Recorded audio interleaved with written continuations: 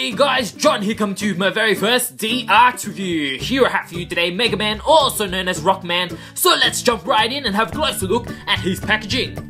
Packaging wise, Mega Man comes in this windowed style box. Of course, we have some promotional images of the figure itself on the front cover. Also being promoted are his accessories, which include Rush and Metall at the top corner here with the D-Arts logo at the bottom side, and at the top here with the Rockman logo, which of course is what he was called early on in his gaming career. This is for his 25th anniversary, of course. On the sides of the box, we just have some images of the figure itself, and that continues on to the back. At the bottom here, we just have some credits and warnings, and that continues on at the bottom. Inside this packaging, we get a clamshell packaging of the figure itself and all of his accessories, and we also get some handy dandy instructions. So now let's jump right in and have a closer look at the figure himself.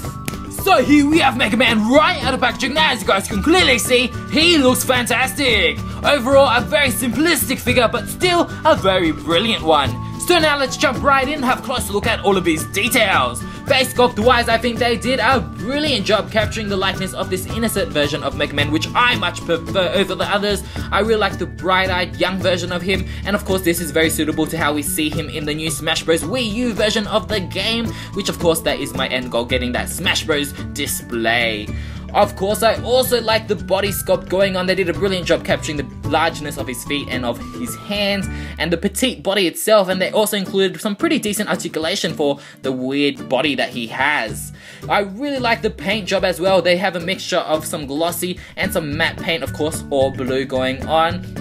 The glossiness only resides to the helmet itself though, and I think that kind of makes the helmet itself pop, of course. And the body, I always love a good matte paint on a figure, and as you guys can see, that goes all the way around. But the main standout for me, of course, is the translucent clear plastic going on with the red around his helmet here. I think that just looks brilliant, and on his feet, that just looks amazing. I really like that nice detailing, and it really gives some pop to the figure itself. Articulation wise, he has rotation in the head, he can tilt down, he can look up a little, he has 360 in the arm itself, he can bend, not as much as I would like, as you guys can see. I think he can bend a little bit more on this hand since it doesn't have that huge cannon. We have rotation in the cannon itself. We have this waist or ab swivel going on. Not much of a crunch itself, but it can rotate just a tad bit, not all the way around. And we have a little waist joint there as well. We can move the feet up, back, and out just a tad bit. We have about 90 degrees, I would say, in the knee itself, and the feet itself has a little bit of motion going up, down, tilting just a little bit. That is really tricky since he has such massive feet. But overall, for the size of this figure, I am quite impressed with the articulation. Height-wise, compared to some of his Smash Bros. Competitors, D-Arts Mega Man, he stands tall at 4.2 inches, meaning that he's slightly taller than s.h.figuarts Mario and Nendoroid Sonic, who both stand at 3.9, but is shorter than Figma Pit, who stands 4.7, Figma Link, who stands 5.4, and at a whopping 6 inches is Figma Samus. Even though these are all from a variety of companies, I think they are in great scale. So now let's jump right in and have a close look at all of Mega Man's accessories. Accessories wise, Mega Man comes with one of the best sets I have seen to date. He has a very nice variety of things, as you guys can see here. He's modeling for you his default cannon and default clenched fist, but he also has 2 spread out hands and another clenched fist for his left arm, which can be attached by an extra forearm, which I think is brilliant. I've never seen that done before. He also has 3 faces. One is his default face, which is my personal favorite, but he also has a screaming face with mouth open and just a plain angry face, which is pretty cool as well. He also has an extra cannon to go on his right arm, which is awesome, and a cannon tip, so you can use this, swap that out with the one he has there, just to put this special effect piece on. Nice translucent yellow plastic, as you guys can see. It's really awesome. Looks like 3 missiles going out of his arm. Be careful with this edge though, it's quite sharp, but I think it gives a really awesome effect. Really brilliant. But the main standout of his accessories are these 2, Metall and of course Rush. Metall is nicely painted in bright yellow. If you don't know who Metall is, it's pretty much the equivalent to Mario's Goombas. for Mega Man, of course, and he's really nicely done. I'm really glad he was included. You can take his hat off, which is a pretty cool thing, and you can just place that on the ground, just display it like that if you want. That, of course, is used or inserted through pegs in the hat, and he has some holes in his head. Really simple, really awesome accessory. And of course, the standout for me is definitely Rush. As you guys can see here, he's pretty much not just an accessory but a figure himself. He has articulation, he's beautifully painted, molded as well, just like Mega Man himself. Nice matte and glossy going all the way around. He also has those translucent little spots on him, made from yellow translucent plastic, of course. Looks fantastic, really pops compared to the red and pink. I think he's brilliant, and he has some pretty awesome articulation. He has rotation in the head, he can look down, he can look up. His tail is on a rotation as well, so you can move that any direction you would like.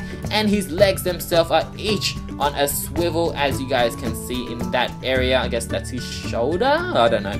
He has some knee articulation, pretty great range, and some feet articulation that can tilt and do a little bit of a pivot. He doesn't have any waist articulation, unfortunately, but I think he is amazing. I love his face, his tongue sticking out. They did a brilliant job with this molding. So now let's jump right in and gear Mega Man up, of course using the instructions given.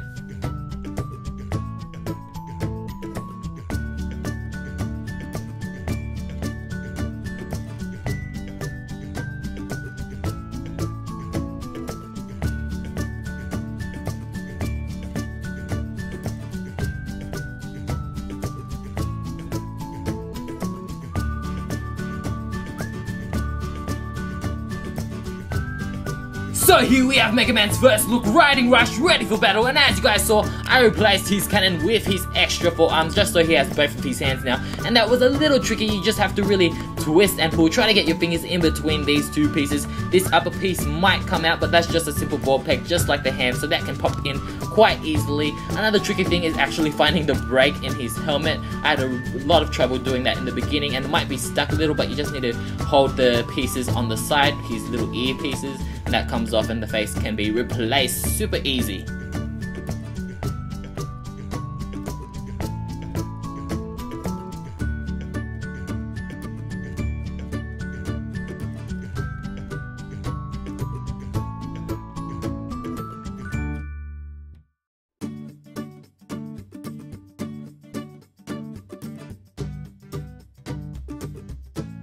And here we have Mega Man's second look, which is of course him firing some blasts at the enemy, and I think this looks amazing.